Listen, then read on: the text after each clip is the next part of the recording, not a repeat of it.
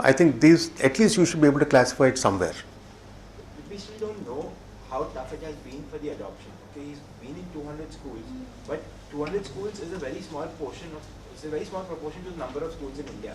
So adoption is still taking time. It's still, I can still say it's a long haul because it's still going to take time. If it's that valuable, every school should have adopted it. For us, I'll tell you one thing. Is it because that people didn't adopt because after knowing it, or is it that they're not aware of it? Maybe many schools have not been approached so far. It's possible. Maybe that it's a small firm and they were able to reach out only 200 schools, and still they'll have, they still have a long way to cover most of this. So, just to add here, he equally shared yesterday that more of middle segment schools were their customers now instead of the higher end schools. Gradually they had more of those customers. But he also said that if he had only stuck to the school business, he would have not survived for more than 6 months, which is why he had to move out of it. He had to also expand in it. So there's a flip side to that as well. Okay. So anyway, I just wanted to sort of recap on what we did yesterday. It's good that we have generated this discussion, but quickly, I would like to ask you in each of the sessions, starting with the interview of entrepreneur, what do you think are the learning outcomes? And what do you expect the entrepreneurs to know? What do you expect the teachers or the professors to know about? What is it that we can use?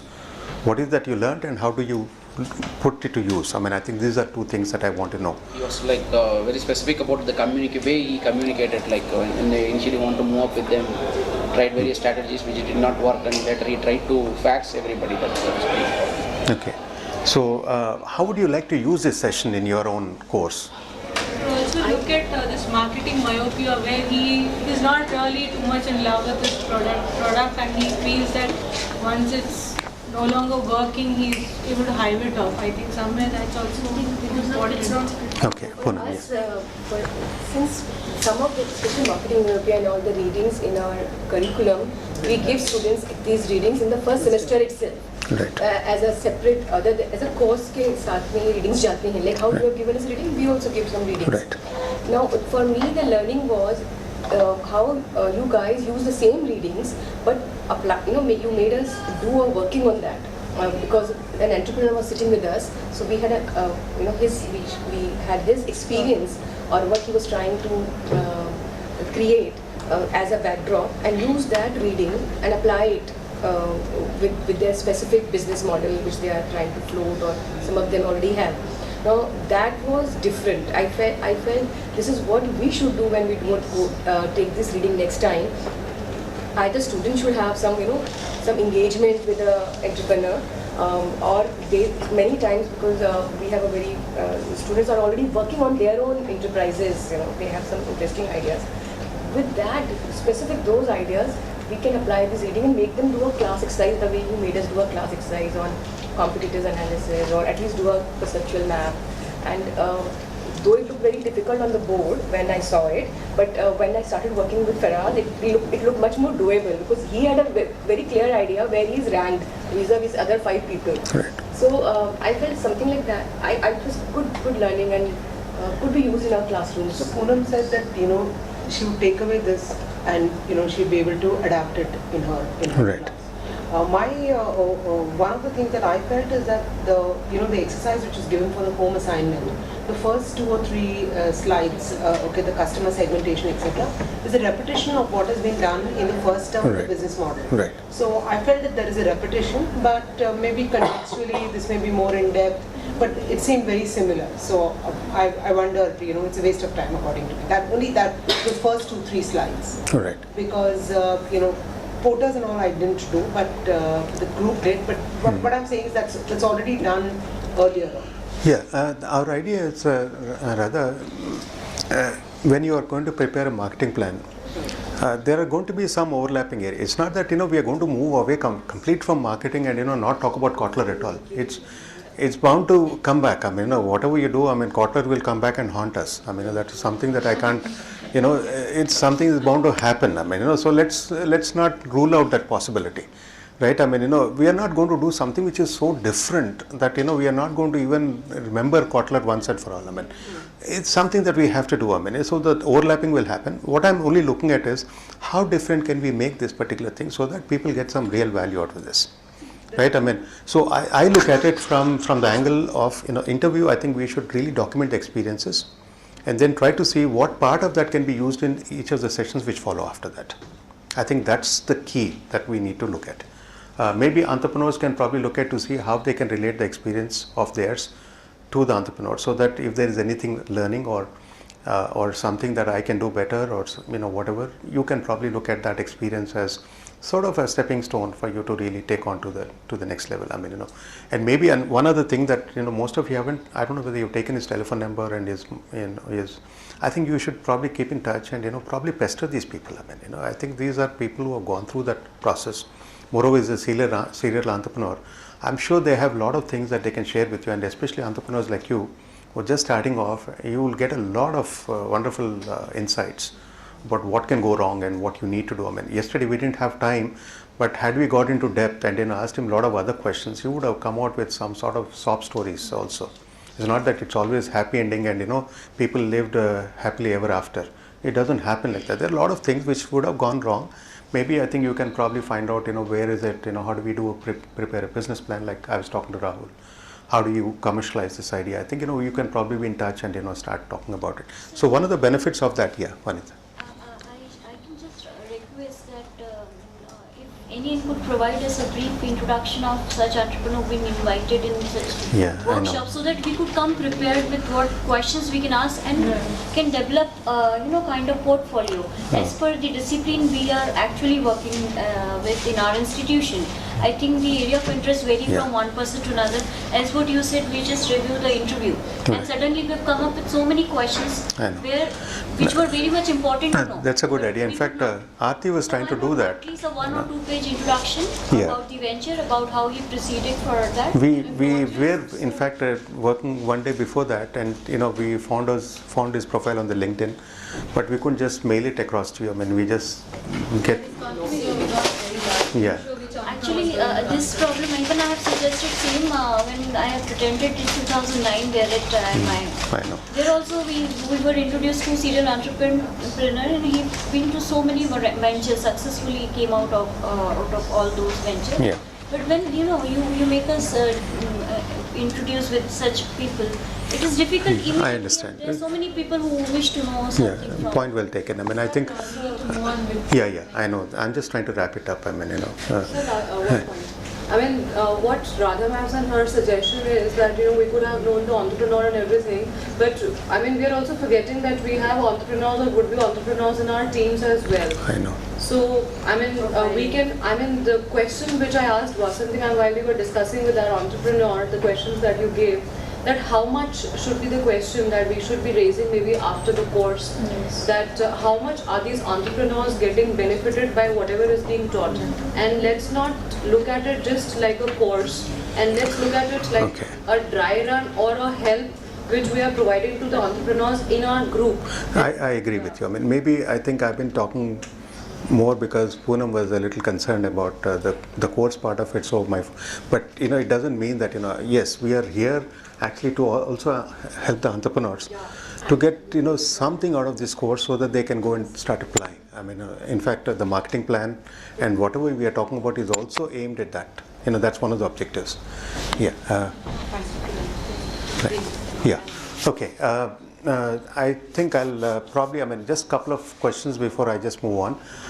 What did you get from the second session? Understanding customers. Quick 1 or 2 comments. If you have to just sum up. Mentality that they overvalue the alternatives, available alternatives. And while entrepreneur is completely into his innovation and feel as if it will be interest of customers, so that should not be confused and can be considered separately. Right. So I think that's what even Rajiv was talking about. Saying that we tend to be so focused on our products, we forget that have we really spoken to the consumer, who is ultimately the one who is going to take out his wallet and pay for it, right? So that is something which should come out very clearly. The second part, I think, whenever we are talking about, dislodging an entrenched product, it requires that you need to show tremendous value to the consumer for them to really start saying that, okay, fine, I'm going to switch I'm going to put that, I'll expend that effort for me to get that kind of a value. And the best thing would be that if you're asking the consumer not to change and still provide that 10x value, you got a home run. I think these are 3 or 4 learnings I think we need to be very clear about. A lot of learnings for entrepreneurs, I'm sure, because when you're going to launch your product, don't be too fascinated with your own product, but look at to see whether have you spoken to the customers. Do they feel comfortable about it? How much do you, how much are the consumers willing to change? If they're not going to change, even if the product has got a tremendous value, it's going to take a long time. So be prepared for a long haul in that case.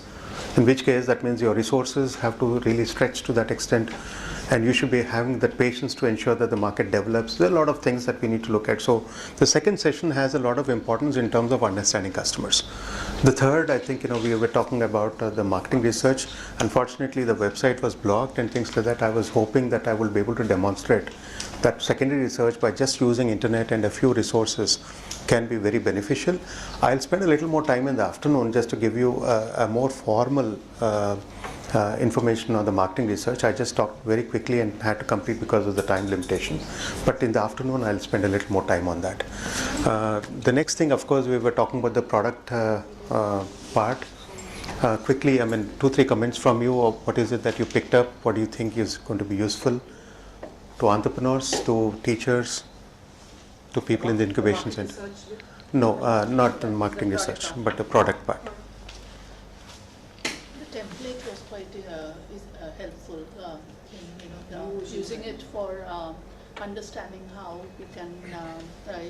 It's a quick sort of a reference tool, and I think I can take it back to my class and ask the entrepreneurs to use it and develop it further, of course, but as a quick tool for reference and for understanding what the product is offering to the consumer. I think that was a very valuable learning for me. Okay. But sir, practically I'm telling you, when it comes to evaluation of business plan or like this template for marketing plan and all, it's okay if we consider it up to our level, but when we need to give it to the students, we need to brief it. They otherwise do not take so much of interest or sorting out or evaluating their plans on all these criteria. So what we do, we actually brief it, we keep the important points, and then we, again prepare our own document and submit it to them. So this is what a major, change we do with whatever been provided by ANN and how we gonna present it to our students. So the framework yes, is very useful. Yes, it's very detailed to the student that they lost interest. In between they lost interest, so they never reached the Z point. Right. They show very much enthusiasm from A point, but when they are about to reach Z, they said, "Madam, too many criteria, we cannot, go through all them." So that's where it's useful, but then again second processing is required. If you have a continuous assessment, continuous evaluation, this could be done as a concept, theory where you do half the thing in class and then run the rest of the concept, and that could be an evaluation. So you submit it as either as a group or a single assignment, and you mark it and you give your comments. So it will get done. My belief is that it should get done. The interesting part of it is, for us, so quickly. The entire part that was the second half, Mr. Rajiv talked, it could have been done, it was done in a way which made sense because it applied to the product. Like especially when I was discussing it with the group, it applied to the product, so I could draw out that whole thing. So I think even when you're teaching it to people who are interested in marketing or entrepreneurship, it would make sense that it's a part of like a project in which they are coming up with a business plan and you apply it only specifically to the product because like the first 2-3 slides I was going through, there are certain things that don't apply to the product that I have. So you need to apply that, and then I think the interest would get generated even in the students, and they would be able to get more value out of the entire course. Yeah, the basic idea that I think we were looking from that is how do you ensure that your product is in the blue ocean? I think not in the red ocean, where there are too many sharks, which can, the minute you jump in, they are going. So you're literally getting into a very wide space where there's no competition, or at least you're distancing yourself away from the competition, right? By positioning yourself in such a different way that you literally, you don't create a competition for yourself. I think it's a very good example of looking at where you stand vis-a-vis the competition, and how do you position. What are the things that you need to do to your product to ensure that you don't create you don't even compete with others. You're creating your own market space for yourself. Right, I think that's a very interesting learning that I think we had from that particular. So anyway, I think these are some of the things, and just remember this, and if you have any other ideas, you can probably document and then think about how do we structure the course. I'll just quickly come to the pricing part. I think we'll have to close by 11:15. The case. I think Rajiv pleaded with you yesterday saying that please, please, please, and please read the case. I hope it has happened.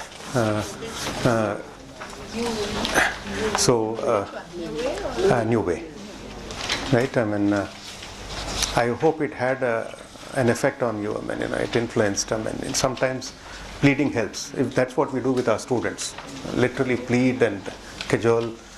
Threats don't work anymore. I mean, I've seen they're counterproductive, right? So, are you reading the case now, or you're done? Thank God. Right. What's the problem here? I mean, who's this guy, and what's the problem that he's facing right now?